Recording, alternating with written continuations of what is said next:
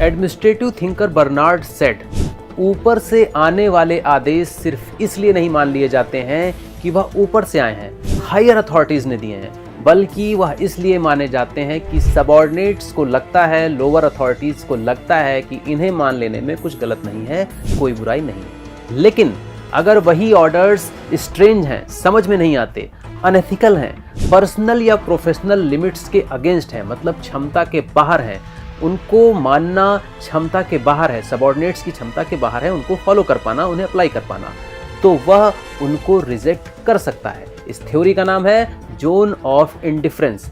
इसी तरह से एडमिनिस्ट्रेटिव थिंकर साइमन ने जो विचार दिया, इससे मिलता जुलता विचार था, इसका नाम था जोन ऑफ एक्सेप्टेंस। स्वीकार्यता के क्षेत्र में आना आदेश का जरूरी है। अब इसी पर चर्चा कर लेते हैं कोर्ट के उस आदेश का जो आवारा कुत्तों से संबंधित है।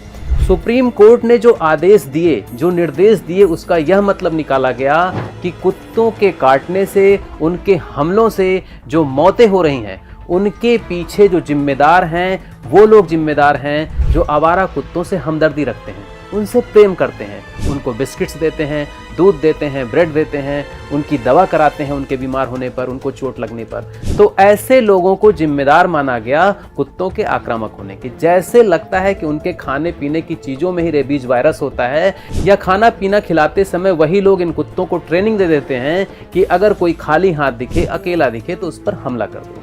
जबकि है इसका उल्टा।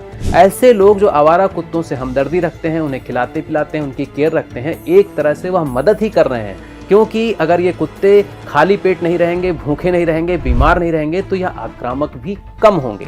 लेकिन सुप्रीम कोर्ट के आदेश का उल्टा सीधा अपने हिसाब से मतलब निकालकर आवारा कुत्तों से हमदर्दी रखने वालों के खिलाफ ही माहौल बनाया जा रहा है, यह जानते हुए भी कि इन कुत्तों के केयर करने वालों की वजह से ही यह कुत्ते कम आक्रामक होते हैं, शांत रहते हैं। जो कुत्ता काटने की घटनाएं हो रही हैं, रेबीज से जो मौतें हो रही हैं, उसके लिए जिम्मेदार ये आवारा कुत्तों से हमदर्दी रखने वाले लोग नहीं हैं, बल्कि पूरी तरह से एडमिनिस्ट्रेटिव फेल्योर है।